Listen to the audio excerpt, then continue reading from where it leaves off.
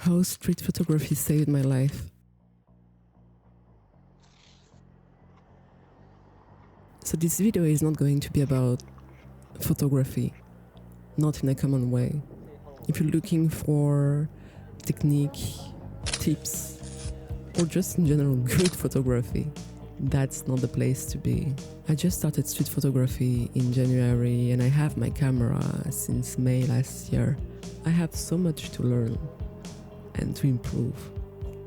I'm simply here to talk about how street photography influenced my life in such a powerful way that today, when I'm writing down street photography saved my life as the title of this video, I really mean it. But first and foremost, I'm so sorry for my accent and I'm so sorry for butchering the English language. I went out to work on an assignment from the Frameline community, and the assignment of the month is shapes. And I thought I'm going to try to cut my frame into 3 pieces. But I didn't take a proper time. I'm trying to go fast and learn how to frame in a second. And well, as you see in the results, it's bad. It's just really bad. I should not do that. I'm training and hopefully in 1 year I will be able to do better. Here I saw that man, the colors fitting his outfits, the shoes being brown, the wood being brown behind him, the wall being grey. But again, I didn't take the time to frame it properly and also just to get closer. That's a problem that I often have, especially when I start my day of street photography. I always struggle when I'm warming up. Even when I'm a bit more into my day, I still tend to watch people from afar, almost as if I'm scared of them. I know that I am sometimes uncomfortable to put my camera straight into their faces. I'm shooting with a 23mm and perhaps I should switch to a 35. I keep training and hopefully one day I will be more brave.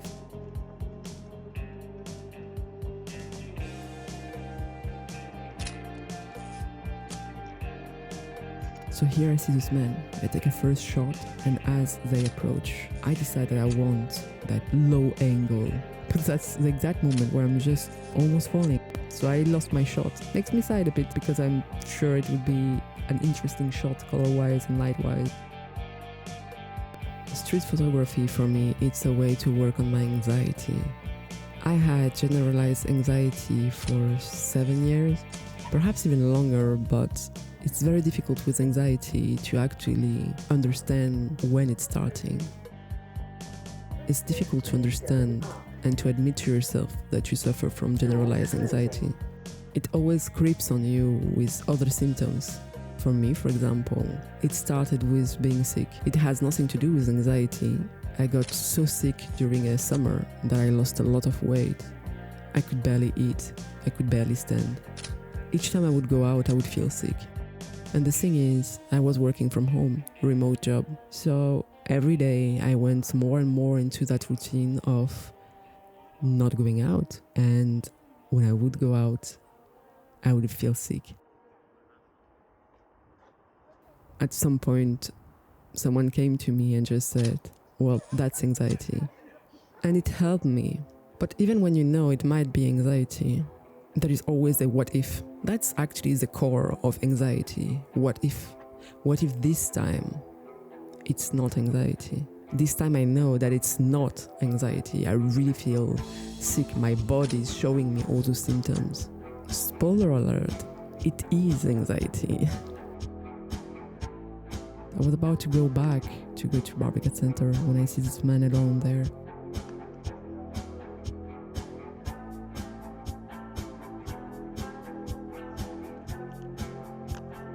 I decided to add more of the greenery going behind that flower pot.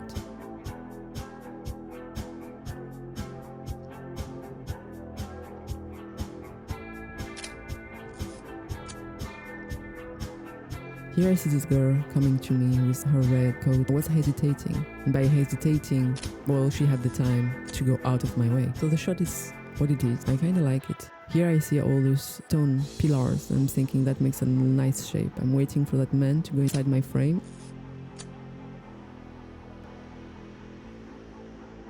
Here I saw this family watching the Barbican. I'm trying to find a good position to frame it.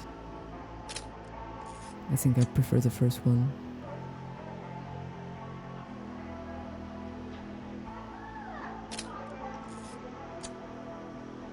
As I'm getting further into Barbican, I see that place and I think I love the lights, I love the shapes. I'm trying to take some pictures here. Nothing really worked.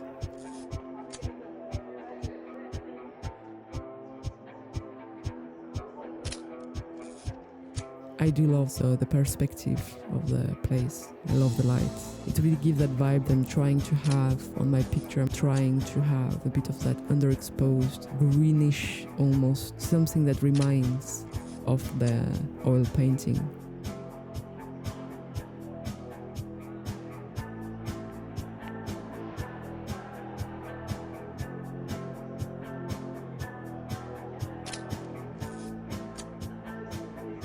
And as I was about to leave, I see that woman with her luggage, and I'm thinking that could be nice. She's going there all alone. I'll take a couple of shots.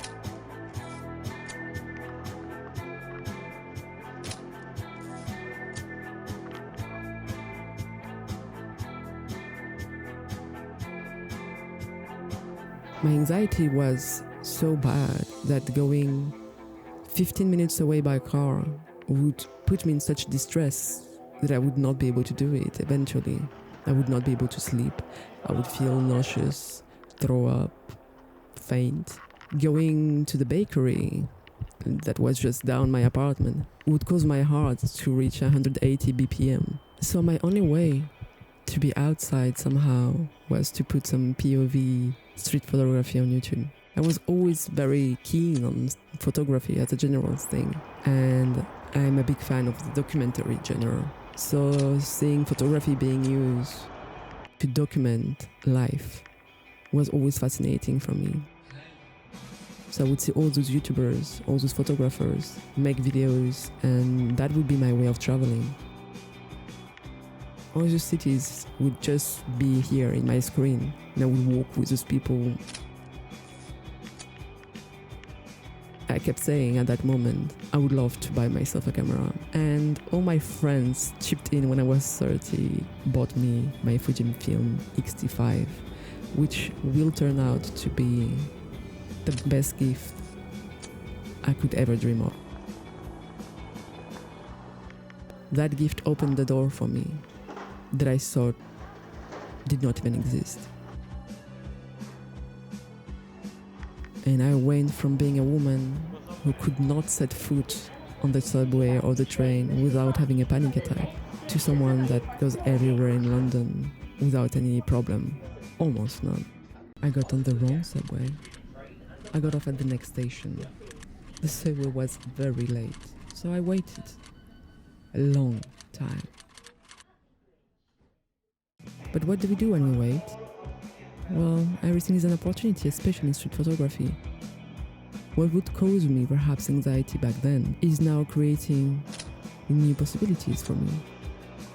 When uncertainty was a source of anxiety, when change of plan was a source of anxiety, when I have my camera, it's almost like I have an armor on. Each time there is something new or unexpected, I'm thinking, great, that's something I can take as a picture. That's a new opportunity for me to take pictures. Here I arrived at an embankment, Charing Cross.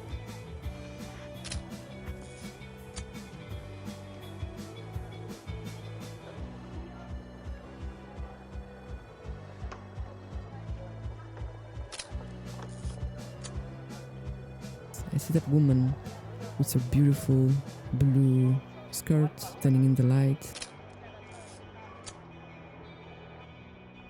Then I was about to leave and I see that man coming, and I tried to take a picture on time, but I missed. But again, I like it still.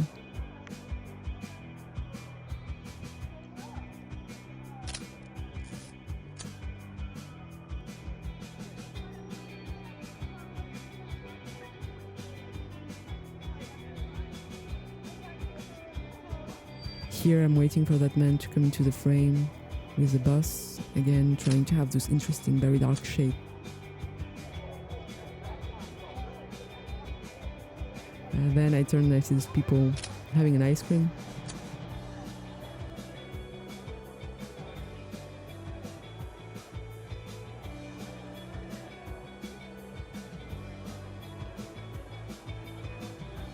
Then these two men. Again, no, nothing crazy, but let's see how it goes with the picture. I see this pink car and I don't know what to do with it, but I see that woman wearing pink taking a picture of it, and I thought I would try something. It didn't work.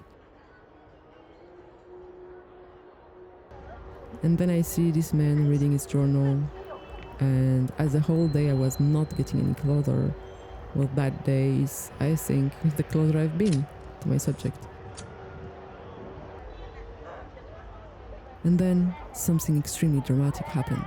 If there is one thing that can shift my focus from street photography, it's a bookshop. So I decided to go in just to take a quick look and buy absolutely nothing. That's a lie. I bought 4 books that day and a cute tote bag. And because of that, I missed my train back home. So, how did street photography save my life? How a simple camera helped me to fight years of generalized anxiety? Well, when you're anxious and you go out, you're very self-centered, unfortunately. Everything around you is scary. All the noises, all the people, your thoughts are always racing. You're always thinking, what if?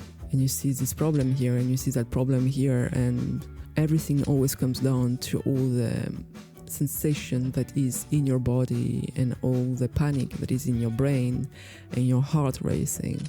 Going out with a camera forced me, for the first time in years, to see the world. It forced me to take myself out of the equation and to focus on people around me, on positive things, on beautiful things, on simple things. And that's what I love about street photography. I know I have so much to improve, but here I'm just watching people enjoying life, and it reminds me what I lost. I see people struggling, and it reminds me that I'm not alone in my struggle. Street photography is a way for me to simply make room for something else than myself. Street photography gives me a purpose. I'm going out and I just want to document what I'm seeing. Since I got that camera, I went from not being able to travel at all to have holidays in Spain that I didn't have for years. And not only that, but it allowed me to dream about the future again. I think one of the worst things with anxiety is that you convince yourself that you don't need more. You're fine. You're fine with what you have. It's a survival instinct, because admitting that you're not fine would also be a way of admitting that you do have a problem. And as anxiety took so much place in my life, as the day passed and months and years, habits and routine sets in.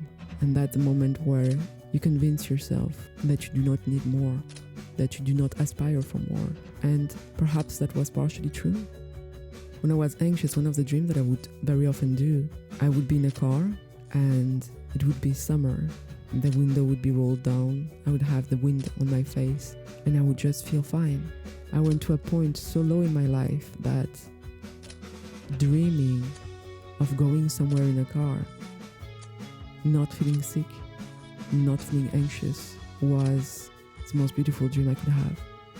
Then I would wake up and that was not my reality. I still struggle to this day, and that's why I will continue to go out as often as I can with my camera around my neck, observing the world around me and finding all the beauties that I was not able to see anymore. Thank you for watching that video, and see you soon.